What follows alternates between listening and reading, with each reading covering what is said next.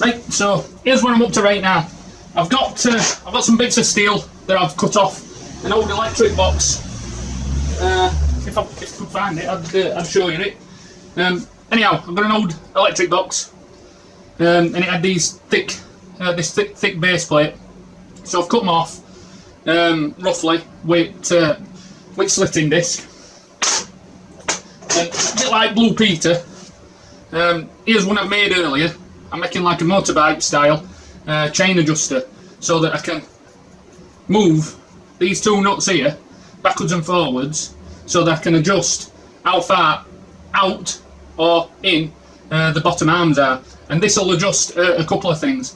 It'll alter the included angle with camber and the steering axis inclination.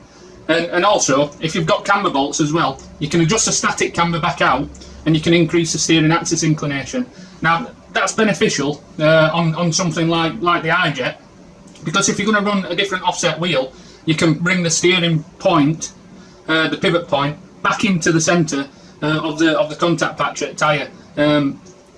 However, too much steering axis inclination, it can end up with positive camber when you're turning. So dynamically, so that ain't a good thing. But these adjusters allow me to adjust that, and then I'll be able to mess about with my static camber. I've left my inner mounts high up, so the roll centre is going to be marginally changed. However, it's going to be working towards keeping that dive effect of these top heavy little vans. It's going to stop that front end from pitching and diving as much, because the weight below the mounting points will be counteracting body roll middle, and I'm about probably 2.5 to 3 inch wider on front just by altering these bottom arm points. I've also got some camber bolts to bring wheels back out a bit, but it seems all right when I've been driving it round street. It seems all right. It seems like it's handling all right, but these will locate that bottom arm bolt, just stop it moving, because I am going to be going on a track day with it. So how I've done it is, I've just got an old bolt and I've chopped the threaded part off and welded it to the plate. So I've made one of them, I've knocked it up, I've ground it up and got it to shape, and it's looking something like that now, look, which is alright. I've put these two nuts on so that I can adjust it fore and aft, and all I've got to do is grind the other one up now. I might film a little bit of it, but it's so tedious. I don't want to put you through that. Right, I'll get on with next then.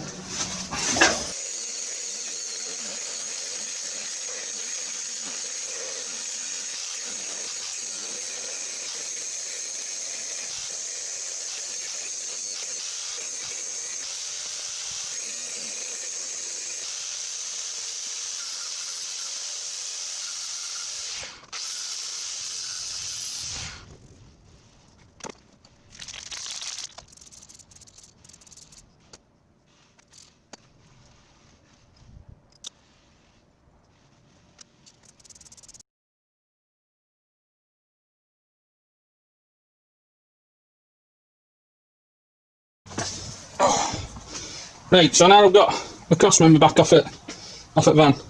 So what I'm going to demonstrate now is how these adjusters work, because some of you might not know how they work. Some of you might not be familiar with how motorbike chain adjusters work. So I thought I'd ready for fettling up and painting, get it off and show you how it works. So this side, as you can see, is fully up to one side at slot. So that'll get the least amount of camber and KPI. And this side is at the full amount, so that'll be for farthest out that it can go, so you get more KPI and camber. So to adjust to adjust this while it's on vehicle, what we'll have to do is slacken this bolt off here and move these two nuts, which will then lock the arm in place laterally. So to pull that inwards, we'll slacken that one off and we move that one in. So as you can see, when I pull that in, the gap between this nut here and this part gets less. So that's how that works.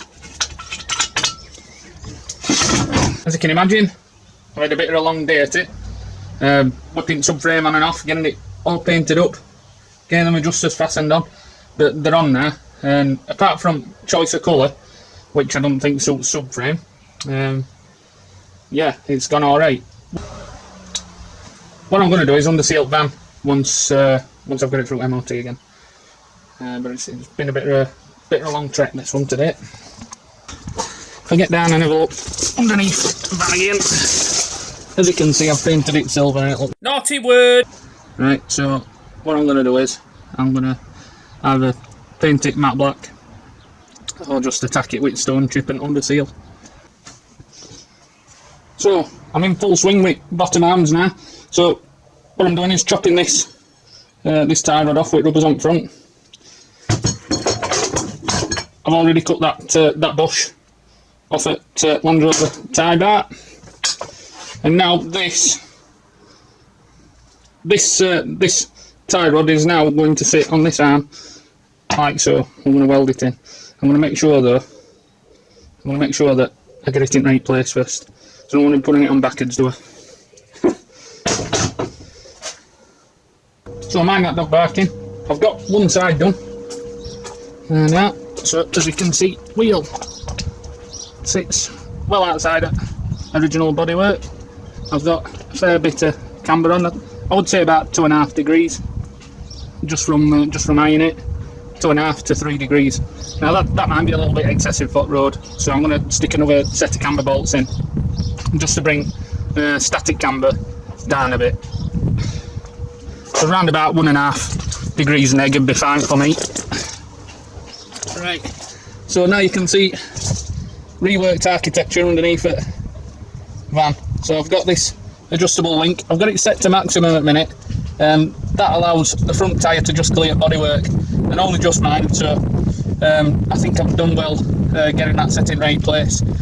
When I chopped them down, I only chopped the bush off at end. I left as much in length tube as possible, and I think it was best to do that.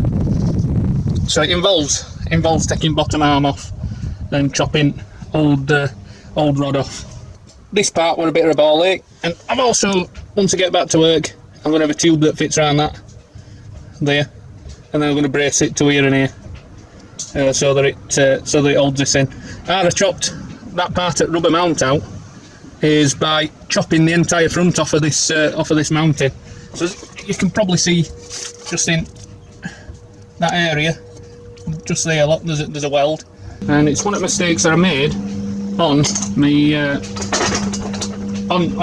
first bracket that I made to go on thing. So I've chopped it in half.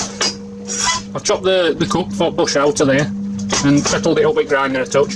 I've also got to file into it a square shape so that there fits into that hole snugly and stops it rotating when you tighten the nut up.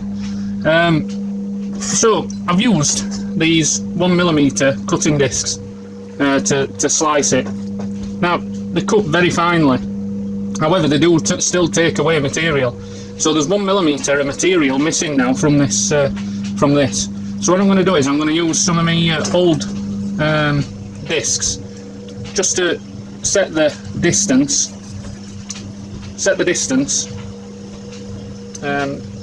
between the two pieces, so that when I weld it, it's made up for that bit that I've cut away with grinder, because there's 1mm that's going to have been ground away.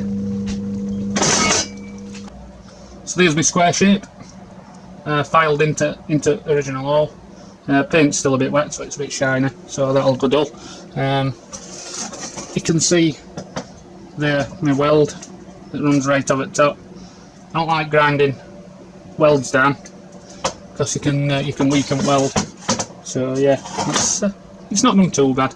A bit blebby where it's hit a bit of rusty kit that I ain't cleaned off right, but yeah, it don't look too bad, and it's definitely strong enough.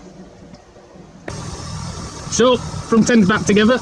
I ain't bothered doing droop stops yet. I think I'm going to do them with kids at work, give them a chance to work on such a high performance vehicle like a Daihatsu Hijet. I've done a little bit of adjusting and tinkering and tested it round road. It performs absolutely beautiful with these new tyres on.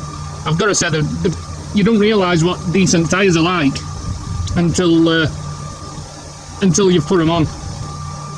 I can't suggest a better tyre for money than these Maxxis Victra MA 510Ns. But like, I don't know what they're going to hold up like on a track day. They might start furring up on edges with them being a little bit soft, but I can't see them being any problem. I reckon on a lightweight vehicle like this, it's going to be brilliant. Well, I've had me gold stripe ready for doing me decoupage bottom half, so they've got a lighter colour on bottom, so it looks like a knackered out gold leaf sort of colour. That gold stripe, it's actually heat tape. So other things I've done today is I've freed load sensing valve off as well, because that were a bit sticky for locking back wheels up.